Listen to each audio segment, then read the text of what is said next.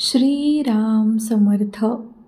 जयाचा जनी जन्मनामार्थ झाला, जयाने सदा वासनामात केला.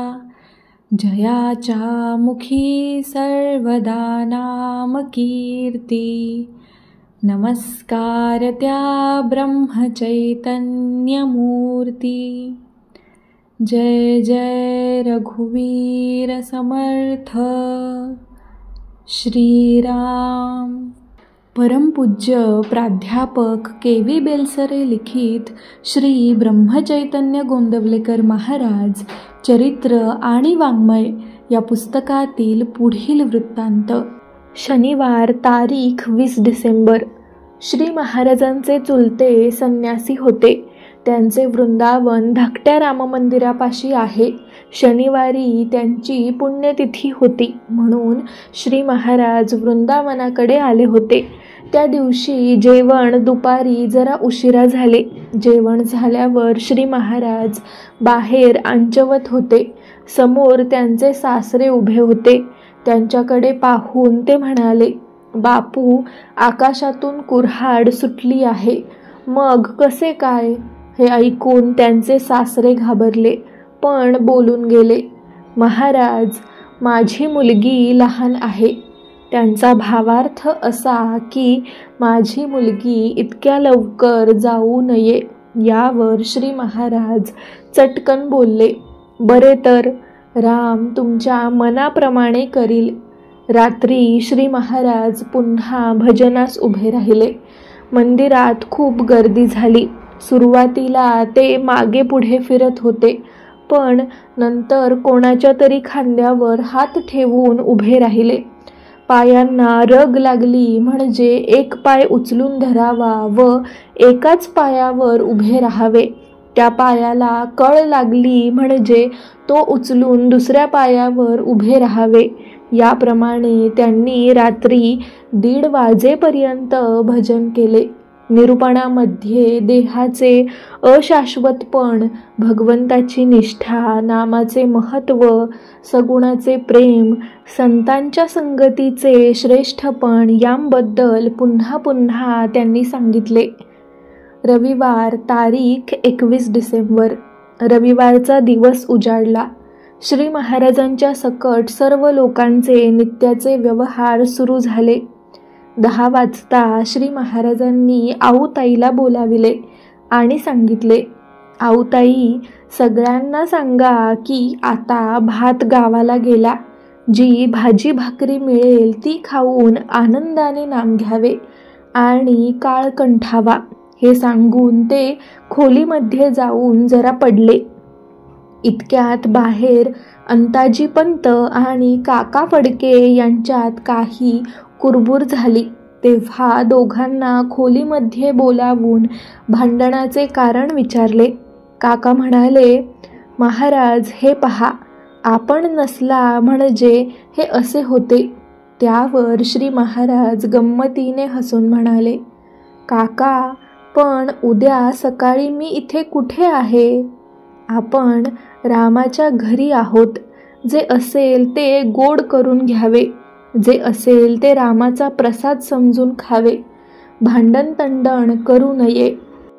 संध्याकाळी 5 वाजता श्री महाराज गोठ्यावर गेले. बापूसाहेब खरे यांची सून न्यूमोनियाने आजारी होती. तिला तेथेच ठेवली होती. डॉक्टर जोशी तिची शुश्रूषा करीत होते. श्री महाराज तिला पाहण्यास गेले व बरे वाटेल, काळजी करू नकोस असा तिला धीर देऊन आपण गायींच्याकडे आले. अभ्यंकर नावाचे गृहस्थ गायींची व्यवस्था बघत असत. गोठ्यामध्ये गायी व त्यांची वासरे मिळून 500 जनावरे होती. त्या सर्वांना नीट पाहून श्री महाराज अभ्यंकरांच्या झोपडीसमोर आले. तेथे गवत पडले होते. ते साफ करण्यास त्यांनी सांगितले. तेव्हा भवानराव चटकन पुढे झाला. त्याने ती जागा स्वच्छ केली, सारवून काढली. त्यावर रांगोळी घातली, खुर्ची ठेवली आणि श्री महाराज तिच्यावर बसले. गवताच्या 2 गंजी घेतल्या होत्या. ते गवत तेथेच पडून होते. भवानरावाला हाक मारून ते म्हणाले, भवानराव, आज तू इथेच राहा. हे इतके गवत इथे पडले आहे. नंतर सहज बोलता बोलता ते म्हणाले, ही जागा फार छान आहे. इथे कायमचे येऊन राहावे असे मला फार वाटते. हे बोलून आपल्या खडावा श्री महाराजांनी अभ्यंकरांपाशी दिल्या आणि त्यांना म्हणाले, मी इथे राहायला येईन. तोपर्यंत या सांभाळून ठेवा.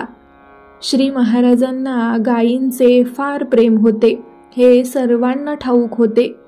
कधी कधी गायींचा गोठा ते स्वतः साफ करत, कधी कधी तेथेच स्वयंपाक करून जेवण करीत. म्हणून सर्वांचा समज असा झाला की ते लवकरच मंदिरातून गोठ्यात राहावयास येणार आहेत. अंधार पडण्याच्या सुमारास गार वारा सुटला. म्हणून श्री महाराज मंदिरात परत आले. अप्पा जरंडीकर नावाच्या माणसाने उपवास सुरू करून 3 दिवस झाले होते. त्याला बोलावून श्री महाराजांनी विचारले, अप्पा, अरे हे उपासाचे वेळ काय सुरू केले आहेस? तू उपास का करतो आहेस? अप्पा म्हणाला, महाराज, आपल्या प्रकृतीला आराम पडावा म्हणून मी उपास करीत आहे. यावर श्री महाराज बोलले, इतकेच ना, उद्या मला बरे वाटेल.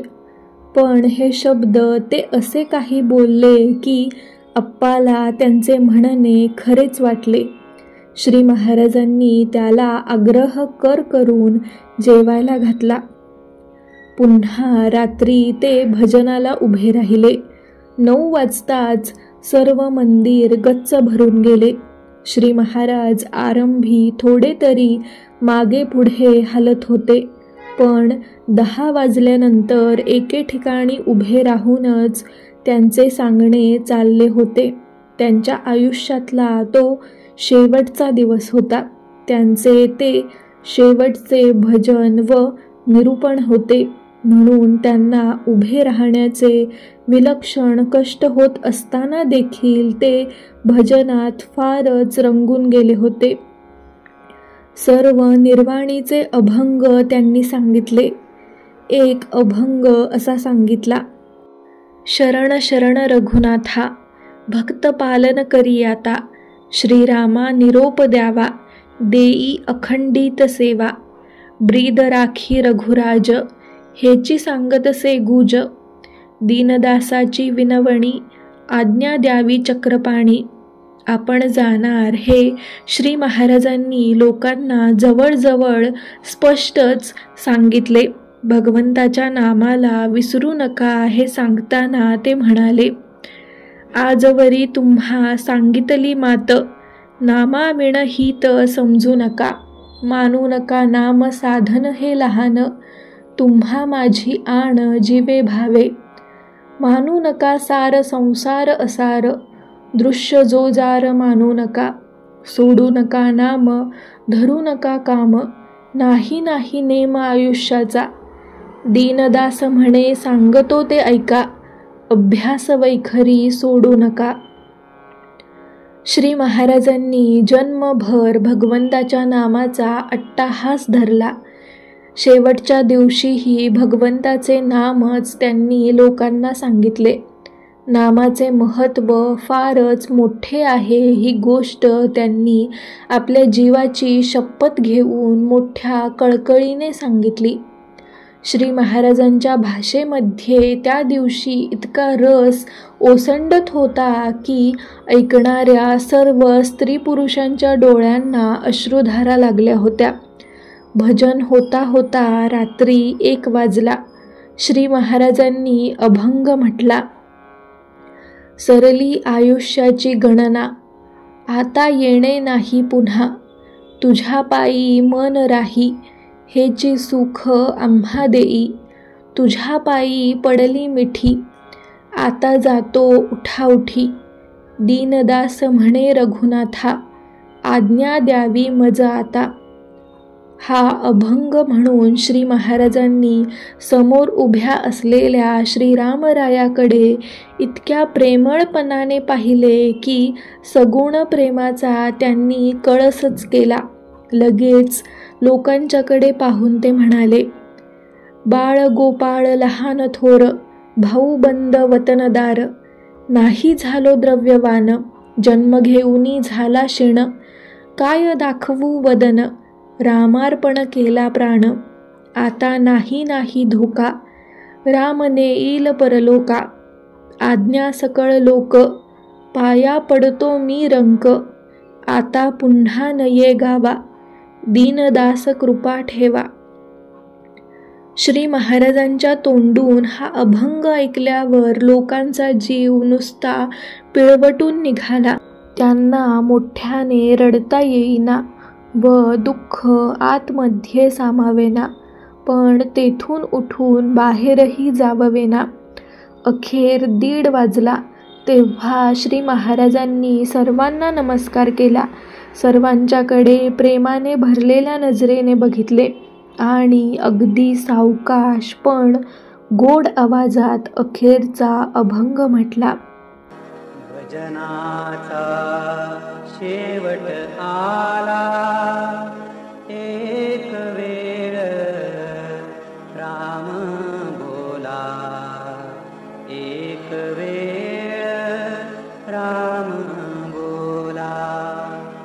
भजनाचा शेवट आला, एक वेळ राम बोला, एक वेळ राम बोला.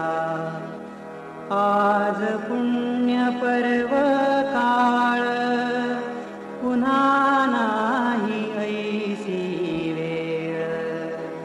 आज पुण्य पर्व काळ, पुन्हा नाही ऐसी वेळ.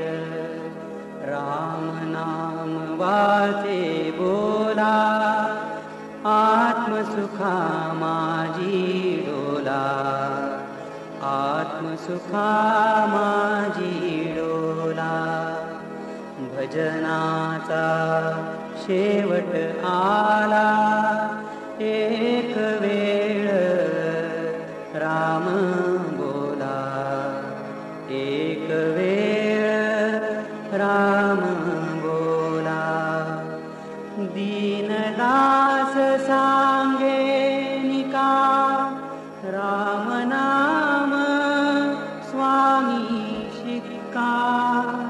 दीनदास सांगे निका, राम नाम स्वामी शिक्का, राम नाम स्वामी शिक्का. भजनाचा शेवट आला, एक वेळ राम बोला, एक वेळ राम बोला. भजनाचा शेवट आला, एक वेळ राम बोला. झाले. श्री महाराजांचे शेवटचे भजन संपले.